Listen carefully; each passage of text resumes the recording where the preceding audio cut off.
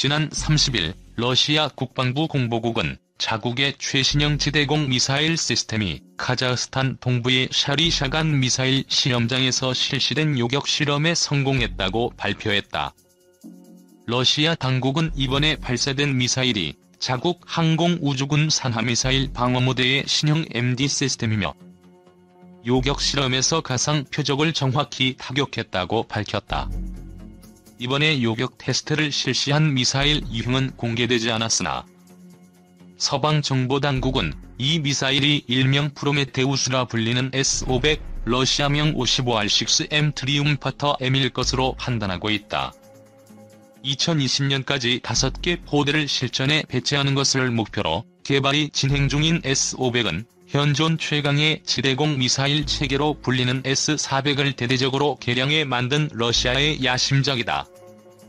S-500 한 개 포대는 탄도미사일을 연상케 하는 10X10 대형 트럭을 개조한 77.6 미사일 발사 차량 4대, 55K6MA 작전 통제소 차량, 91N6A 전투 통제 레이더, 96L6 TSP 목표 획득 레이더 및 76T6 다중 모드 교전 통제 레이더, 각 1대 등 8에서 10여 대의 차량으로 구성된다.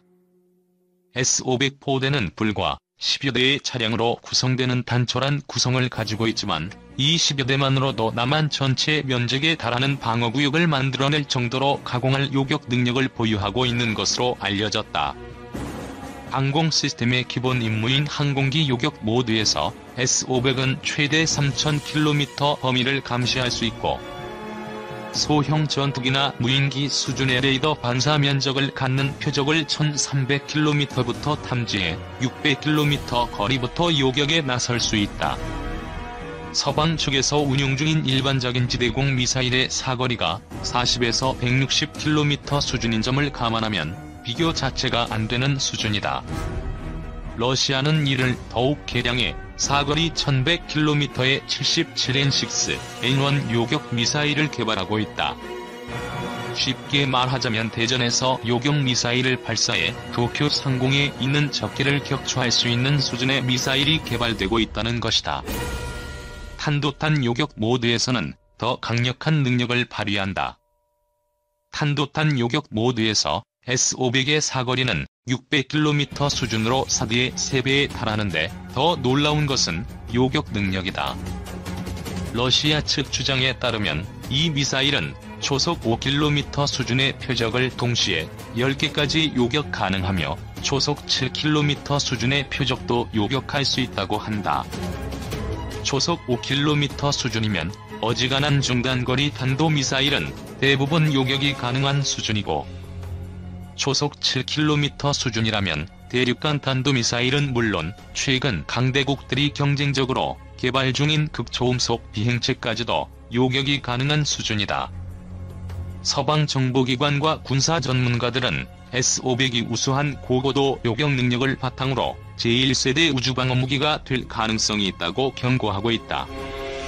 지상에서 발사한 미사일로 자국 상공을 비행하는 적국의 저궤도 정찰 위성까지 요격이 가능한 최초의 우주방공 무기가 될 수도 있다는 것이다.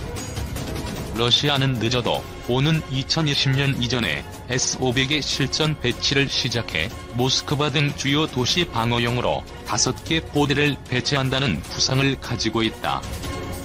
현재 러시아는 극동 지역을 관할하는 동부군관구 이하에 S-400 7개 포대를 배치해 운용하고 있으며 이 가운데 일부가 S-500으로 대체될 가능성이 있다.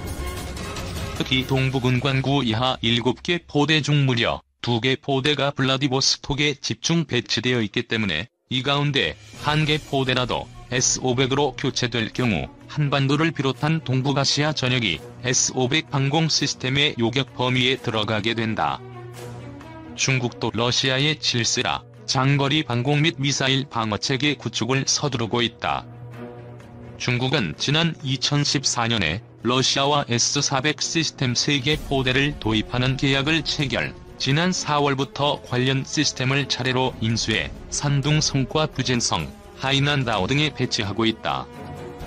이 가운데 산둥성에 최근 배치가 시작된 S-400은 서해를 내화하고 한국을 압박하기 위한 목적이 강하다. 산둥성에 배치된 S-400 1개 포대는 55K6E 교전 통제소 차량 1대, 91N6E와 92N6E, 96L6E 레이더 차량 각 1대와 4발의 미사일을 탑재하는 5포인트 85T2 미사일 발사 트레일러 4에서 6대로 구성된다. 이 포대는 최대 700km 거리에서부터 300여 개의 표적을 동시에 탐지해 400km 거리에서부터 70개의 표적을 추적, 이 중 36개 표적을 동시에 공격할 수 있다. 사거리가 400km에 달하는 40N6 미사일을 사용할 경우 수원과 오산, 군산, 서산, 광주 등 주요 공군기지에서 출격하는 한미전투기 전력의 발목을 잡을 수 있고, 전투기 표적에 특화된 9M96 계열의 미사일들은 한미연합공군이 서해에서 마음 놓고 작전하지 못하도록 만들 수 있다. 이 S-400은 거리 120km, 고도 30km 범위 내에서 최대 속도 마하 14.7 이내의 탄도미사일도 요격할 수 있기 때문에 이 미사일의 배치가 완료되면 중국은 삼둥반도를 비롯한 주요 거점에 상당한 수준의 미사일 방어 능력을 보유하게 될 것으로 보인다. 특히 중국은 삼둥반도에 새로 배치되는 S-400을 기존에 배치되어 있던 HQ-9 지대공 미사일, JY-26 X밴드 레이더 등과 통합해 운용하는 구상을 가지고 있는데, 이 구상이 실현될 경우 서해와 한반도 지역의 미군 스텔스 전투기 활동이 상당한 제약을 받게 될 것으로 보인다. 러시아와 중국을 가상 적국으로 상정하고 있는 일본에서도 장거리 방공망 및 MD 체계 구축이 한창이다. 일본은 최근 최소 4조 원 이상의 예산을 투입해 북부와 남부 지역에 각 1개소의 이지스 어시어 체계를 2023년까지 구축하기로 결정했다. 일본은 새로 구축되는 이지스 어시어 시스템에 미국 로키드 마틴의 최신형 장거리 레이더 SSR 기술을 적용, 수천 킬로미터 밖에서부터 적이 항공기나 탄도미사일을 추적할 수 있는 고성능 방공체계를 개발할 계획이다. 일본은 탄도미사일 방어용으로 개발된 이지스 어시어 시스템을 더욱 개량해 통합방공미사일 방어 체계로 만들어낼 계획인데, 이것이 계획대로 완성되면 앞서 언급한 중국과 러시아의 방공, MD 체계를 능가하는 가공할 방공무기가 완성될 전망이다. IAMD라고 불리는 이 개념은 이지스 어시어를 비롯해 바다에 떠있는 8척의 이지스 구축함과 지상의 패트리어트 팩-23, 공중의 조기경보 통제기와 미일 위성 감시 체계를 하나로 통합한 것이다. 위성과 조기경보 통제기, 지상 및 해상의 고성능 레이더로 모든 방향을 감시하므로 적이 항공기나 탄도미사일은 물론 지표면이나 해수면에 붙어 낮게 날아오는 순항미사일이나 드론도 탐지, 요격이 가능하다. 일본은 이 IAMD의 핵심 포격 자산으로 SM-3와 SM-6를 낙점했다. 일본은 이미 구형 SM-3, 블라크 IA를 운용하고 있고, 이르면 내년께 최신형 SM-3, 블라크 IA를 도입할 예정인데, 여기에 적어도 요격용의 SM-6까지 추가하기로 한 것이다. SM-3 미사일은 중장거리 탄도미사일에 대한 요격 능력을 보유함은 물론 지난 2008년에는 위성 요격 능력도 입증한 바 있는 가공할 성능의 요격 무기다. 이보다 더 개량된 SM-2 블라크 IIA 미사일이 내년부터 일본에 인도되면 일본은 북한에서 발사한 미사일을 북한 영공에서 격추시킬 수 있는 초장거리 요격 능력을 갖추게 된다. SM-3가 요격하기 어려운 저고도로 비행해오는 일반 전투기나 드론, 순항 미사일은 SM-6가 담당한다. 미 해군에도 갓 배치되기 시작한 최신형 미사일인 SM-6는 최대 460km 거리에서 적 항공기와 드론, 순항 미사일을 요격할 수 있으며, 지난 2015년에는 종말 단계에 있는 단거리 탄도미사일에 대한 요격 능력도 입증한 고성능 요격 미사일이다. 이러한 SM-3, SM-6 콤비로 구성되는 방공망이 완성될 경우 일본은 저고도에서부터 우주 영역까지 통합 방공 체계를 완성한 세계 최초의 국가가 된다. 이와 같은 주변국들의 장거리 방공, MD 체계 구축 경쟁은 단순히 강대국들의 군비 경쟁 정도로만 인식하고 넘어갈 일이 아니다. 한반도는 이 국가들의 장거리 방공 체계의 감시, 요격 범위가 모두 중첩되는 지역이며 이 방공망들이 완성되면 대한민국의 영공은 주변 3국 방공무기의 요격 사정권에 완전히 들어가게 된다. 주변국들의 이러한 군비 경쟁은 이미 오래전부터 진행되어 왔지만 한국은 자국 영공이 이토록 위협받고 있음에도 남일 보듯 해왔다. 40년 가까이 써온 구식 호크 미사일을 최근에야 신형으로 대체했고 도시 하나 겨우 지킬 정도의 단거리 요격 미사일 천궁 블라크2의 배치 여부가 최근에야 결론났다. 주변국과 같은 장거리 방공무기나 장거리, 고고도 MD 체계는 주변국을 자극할 수 있다며 생각 자체도 못하고 있으며 그렇다고 주변국 방공무기의 한국 영공에 대한 위협을 조금이나마 차단할 수 있는 전자전기나 이를 지원하기 위한 고성능 전자정찰기와 같은 지원 전력 도입이 준비되고 있는 것도 아니다. 도대체 대한민국은 미래의 영공을 무슨 수로 지킬 생각인 것일까? 러시아판 사드 S-500 시험 성공. 481km 명중, 미군 인증 세계 최장 사거리. 극초음속 미사일 아반가르드 양산 시작. 러시아가 세계 최장 사거리를 자랑하는 방공미사일 체계 S-500의 발사 시험을 은밀히 진행해 성공한 것으로 밝혀졌다. S-500의 지대공 미사일은 299마일 거리에 떨어진 목표물을 타격했다고 익명을 요구한 미국 정보 소식통을 인용해 CNBC 방송이 25일 이같이 보도했다. 이번 발사 거리는 지금까지 미국이 파악한 다른 미사일보다 50마일이 더 긴 것으로 파악됐다고 소식통들은 설명했다. 러시아는 S-500이 극초음속 미사일뿐 아니라 F-22, F-35와 같은 스텔스기, 드론 등을 요격할 수 있는 능력을 갖추고 있다고 강조한다. 그뿐만 아니라 지표면에서 62마일 상공에 있는 비행 물체도 떨어뜨릴 수 있다고 분석했다. 군사 전문가들은 이른바 러시아 판사드로 불리는 S-500은 첩보 위성까지 요격할 수 있는 능력을 갖추고 있어 1세대 우주방어무기가 될 것이라고 전망하고 있다. 이 밖에도 러시아는 고도 8,000에서 5만 미터 대기권에서 비행하는 극초음속 미사일 아반가르드를 양산하기 시작. 오는 2020년 실전 배치할 것이라고 일부 언론들이 미국 정보기관의 보고서를 인용해 최근 보도하기도 했다. 아반가르드는 대륙간 탄도미사일의 핵탄두를 탑재하고 공기 역학을 이용해 대기권 상층부를 비행한다고 알려졌다. 2. 대인 살상용. 지구 상위 모든 무기는 살상용입니다.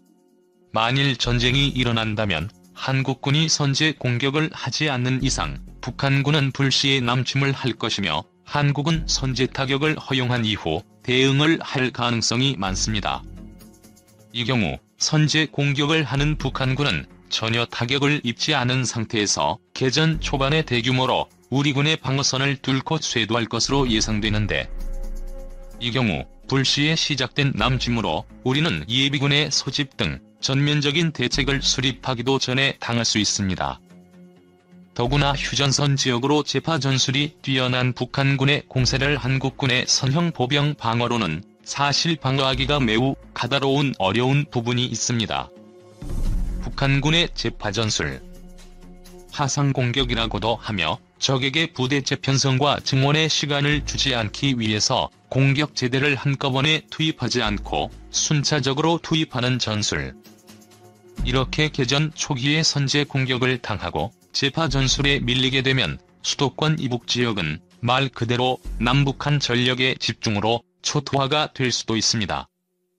쉽게 말해서 남북한이 함께 공멸할 수 있는 상황까지 갈 수 있는 현실입니다.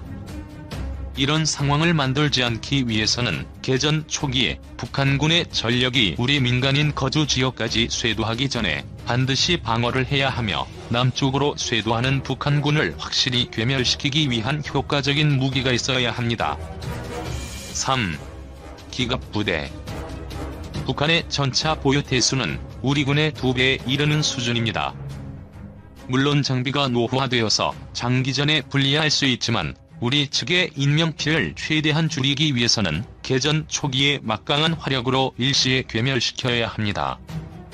이때 가장 효과적인 무기로는 항공탄은 대장갑 탄들을 사용하는 CBU-89를 들 수 있으며, 지상 무기로는 현재 우리 군과 미군이 운영하고 있는 M270, MLRS와 천무 다연장, ATACMS 미사일 등을 들 수 있겠습니다. 차량 한 대에 12문이 장착되며 1문의 화력은 2개 포병대대의 화력과 비슷합니다. MLRS 1대는 적이 대대 또는 밀집된 사단을 괴멸시킬 수 있으며 북한군 전차와 장사정포에 대응하기 위한 가장 효과적인 자원입니다. ATACMA 미사일 한 발에는 무려 500개의 자탄이 들어있으며 한 발당 축구장 3개의 면적을 일시에 파괴할 수 있는 북한군 보병과 전차 부대가 가장 무서워하는 우리군의 전력입니다. 북한군 도발 시 적이 원점 타격에도 효과적. 선제 공격을 당했을 때 적이 원점 또는 2차 공격이 예상되는 지역에 전투기를 이용해서 최단 시간에 효과적으로 타격을 가할 수 있습니다. 그리고 비행장, 기갑부대, 사단 등 북한군의 화력이 집중된 곳을 직속탄 미사일 몇 발로 효과적으로 북한군을 전투불능 상태로 만들 수 있기 때문에 지금의 한국에는 꼭 필요한 무기라고 생각됩니다. 이처럼 한국은 현재 직속탄 금지 협약에 가입을 하고 싶어도 남북 분단의 휴전 상태에서는 어쩔 수 없는 상황입니다. 더구나 북한은 이미 핵을 보유하고 있으며 지금도 ICBM, SLBM, 원자력 잠수함 등 핵 전력을 계속 키워나가고 있는 실정이며 앞으로 북한군의 해체나 대대적인 축소가 이루어지거나 현재의 안보 상황이 변하지 않는 이상 한국은 어쩔 수 없이 이런 무기들을 보유하고 있어야 할 것 같습니다. 힘없이는 평화도 번영도 없다. 강한 한국을 만듭시다. 미 직속탄 계속 사용하겠다. 사용금지 계획 무기 연기. 미국이 불발탄 문제로 민간인 대량 피해 주범으로 지목된 클러스터탄의 사용금지를 무기한 연기했다. AP통신, CNN 등 미 언론은 미 국방부가 오는 2019년으로 예정된 일부 직속탄의 사용금지 계획을 무기한 연기하기로 했다고 30일 보도했다. 톰 크로센 미 국방부 대변인은 성명을 통해 점차 어려워지는 전쟁 수행 환경에서 직속탄은 여전히 중요하고 안전한 무기라는 게 국방부의 인식이라고 무기한 연기 배경을 우회적으로 밝혔다. 국제사회는 직속탄 사용으로 민간인 피해가 급증하자 2008년 사용 중단에 합의한 후 2010년 8월부터 생산, 사용, 수출을 금지하는 조약을 발의시켰다. 서명국도 100개가 넘는다. 반면 미국은 합법적이고 전술적으로도 중요한 무기라며 이 조약에 서명하지 않았다. 2008년 당시 조지 W. 부시 행정부는 대신 발사 후 폭발하지 않는 비율이 1% 미만이 되어야 한다는 기준을 충족하지 못하면 오는 2019년 1월부터 클러스터탄 사용과 수출을 금지하겠다고 발표했다. 크로센 대변인은 불량률 1% 미만 기준을 충족하는 직속탄이 전 세계적으로도 전혀 없다며 오랫동안 피해를 최소화할 수 있는 폭탄 개발에 주력해온 미국도 이 기준을 충족하는 데는 사실상 실패했다고 시인했다. 미군 지휘부는 현재 미국이 비축 중인 직속탄을 제거하면 미군에게는 심각한 전투 수행 능력 부족 현상을 초래 결과적으로 분쟁 시미군과 민간인 피해를 더욱 증가시킬 뿐만 아니라 잠재 적에 맞선 미군의 억제 역량도 취약하게 할 우려가 크다고 주장했다. 지휘부의 이런 정서를 반영한 듯 미군 일선 지휘관들은 필요하면 충분한 양의 직속탄을 사용할 수 있게 됐다고 미 언론은 전했다. 직속탄의 사용량에 대한 명확한 규정이 없는 것이 사용 확대를 부추기는 데 한몫한다는 풀이다. 패트릭 세너헌 미국 방부 부장관도 AP통신에 미국은 민간인들은 물론이고 미군과 우방군에 대한 의도되지 않는 피해를 최소화하는 데 필요한 효과적인 무기 사용을 계속하겠다고 밝혔다. 반면 국제인권단체 휴먼 라이츠 워치의 메리 워햄 무기국장 등 비판론자들은 안전한 집속탄 생산이 어려우므로 비축 중인 불안전한 폭탄을 계속 사용하겠다는 미국의 주장은 어불성설이라며 강력하게 비판했다. 또 다이앤 파인스타인 미 상원의원도 집속탄을 계속 사용하겠다는 미국의 결정은 국제사회의 외톨이로 계속 남겠다는 것과 마찬가지라며 도널드 트럼프 대통령이 이 결정을 철회해야 한다고 촉구했다. 한편 CBU-87B 등 항공기 등을 통해 발사된 클러스터탄 내에는 테니스공 크기의 자탄 수백 개가 들어있으며 상당수 자탄은 폭발하지 않은 채 남아 어린이 등 민간인 피해자들을 양산하는 비인도적인 살상무기로 지목돼 왔다. 특히 미 공군의 항공기 투하용 CBU-87B 한 개에는 200개의 자탄이 들어있으며 이를 통해 축구장 크기 내의 인명을 살상할 수 있는 위력을 지닌 것으로 알려졌다. 이에 따라 집속탄 불발탄 문제는 미국이 군사 개입한 아프가니스탄, 리비아, 이라크, 시리아 등에서 대규모 민간인 피해를 초래하면서 국제사회의 주요 선결 과제로 떠올랐다.